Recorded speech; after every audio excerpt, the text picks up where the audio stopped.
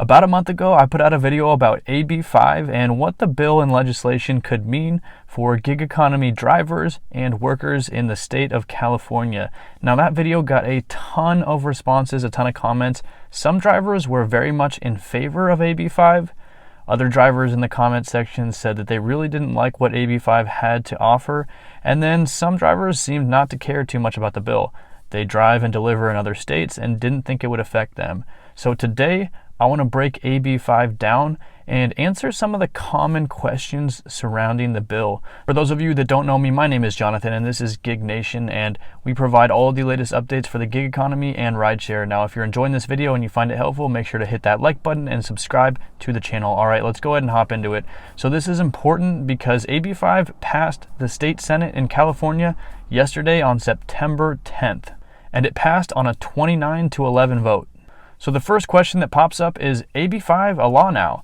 Well, no, not exactly. The amendments to AB5 still have to pass state assembly, and then Governor Gavin Newsom has to actually sign the bill. So there's a couple things that do have to take place before this can kind of move forward and become a law in California. Now, Governor Gavin Newsom has said that he supports the bill in the past, so it's very likely that he does go ahead and sign this bill.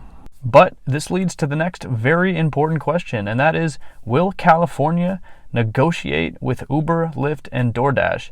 And recent news updates as recent as today, September 11th, show that Governor Gavin Newsom of California is actually in talks with Lyft and Uber to negotiate this bill. And this comes from CNBC.com. Apparently on the news, Lyft and Uber stocks both jumped. People are optimistic that Newsom might actually negotiate. If California decides not to negotiate, will Lyft and Uber, DoorDash continue to fight the bill? Yes, they absolutely will. They've put together a $90 million ballot package that would essentially make them exempt from the bill.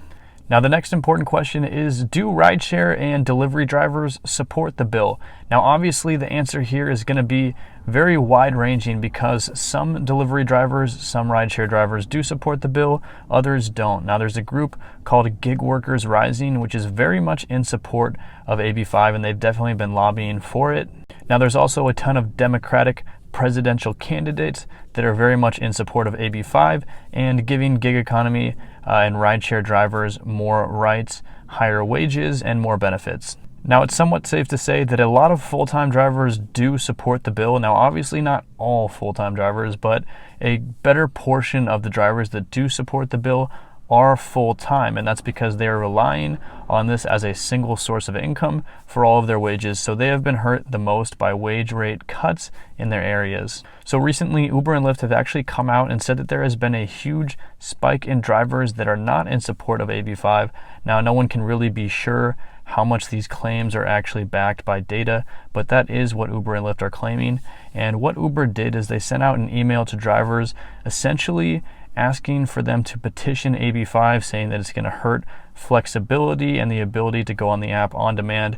And I think there were probably some drivers in support of this, but the problem is that a lot of drivers just don't trust Uber all that much. So when they send something out like this, you can't really be sure what the motives are from Uber. So in my opinion, a lot of drivers will kind of have to see what the actual impacts of this bill are when it plays out and see how it affects them as drivers before they really react. They're not really going to be able to plan ahead and strategically oppose it. And another thing is that a lot of the drivers that are part-time workers, part-time employees, probably don't favor AB5 because they don't necessarily need the benefits. They don't need this for full-time income. They're not quite as reliant on it, so they're not going to voice their opinion quite as much. There's not as much at stake here as full-time workers who really rely on this. So those part-time guys probably haven't voiced their opinion quite as much. Okay, so the next question here is, have other states tried to classify workers as full-time employees and as real employees? And the answer to that is yes. States such as New York, Oregon, and Alaska have all classified rideshare drivers as employees, but only for very narrow purposes, such as unemployment. But findings by these states could actually be overridden by state laws that classified drivers as independent contractors, and that is according to the New York Times. Will rideshare and food delivery prices go up with AB5? So according to CNBC, analysts actually expect that prices will go up quite a bit because of AB5. Now, if you think about the rideshare industry, Uber and Lyft, they are quite a bit cheaper than taxis. So they can definitely afford, some room to raise their prices here. There's quite a bit of margin to play with.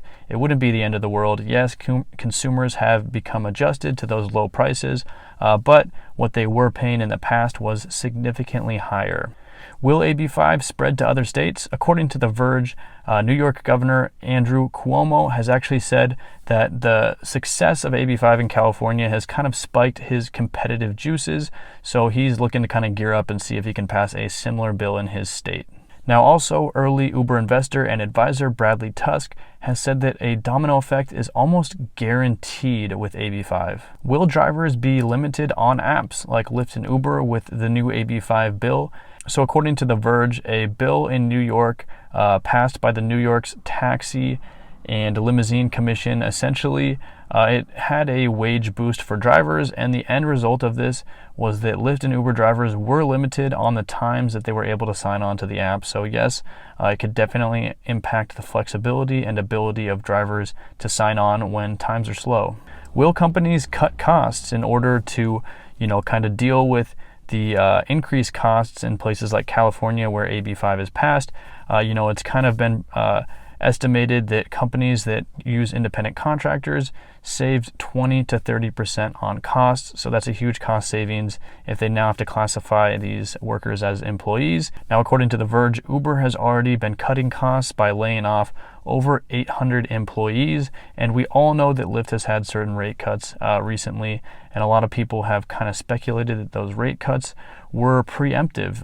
Lyft was expecting AB5 to be passed in California, and so they're kind of doing what they can across the nation to cut rates in other places where they still have control. So how can drivers fight back? According to The Verge, in the current environment where drivers are independent contractors, they really can't do a lot. So they're currently not able to to partake in class action lawsuits because they're bound by arbitration clauses that limit this, and they also aren't really able to form unions. So in this current state, Lyft, Uber drivers, even DoorDash delivery drivers don't really have much of a voice. When would AB5 go into effect? AB5 would go into effect January 1st, 2020, and that's kind of assuming that the governor signs off on it and that all of the amendments also pass the state assembly. Will the on-demand status of apps and the ability to be flexible as a driver change with AB5? They definitely will. Now, according to the New York Times, Uber and Lyft have both warned that they will have to start scheduling drivers in advance as a result of AB5. Is AB5 good for consumers? Well, it's definitely going to raise prices a little bit, but a lot of consumers are very conscious. I think that they're willing to pay more because they do want to see their drivers taken care of. So in that sense, they probably wouldn't care a ton. Higher prices generally aren't good for consumers, but I think, the social consciousness of them means that it's not really the end of the world to pay a little bit higher prices.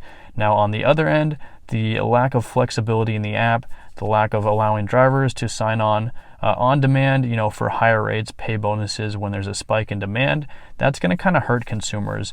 In a new model with AB5, Uber and Lyft will have to do more scheduling. Now, they can try their best to kind of predict when scheduling will be needed, but it's much easier with their current algorithm just to balance out demand spikes by putting some sort of peak pay or pay bonuses in the app to encourage drivers to sign on.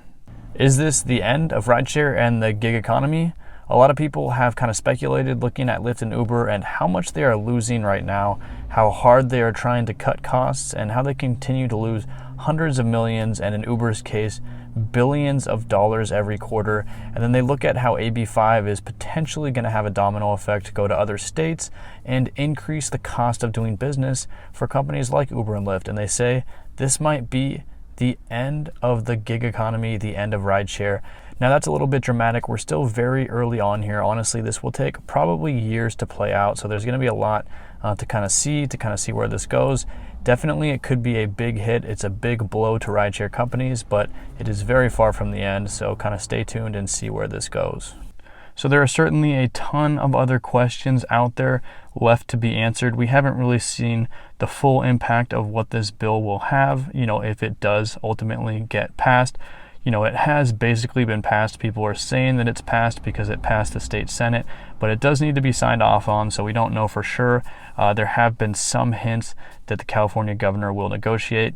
But in the meantime, let me know if you have any other questions about the bill, leave them down below, or if you disagree what some of the sources have kind of claimed about how this bill will shape and impact the gig economy. Also, get the discussion going down below because I love to hear from you. And as always, if you enjoyed this video, make sure to like it and subscribe to the channel for more gig economy updates.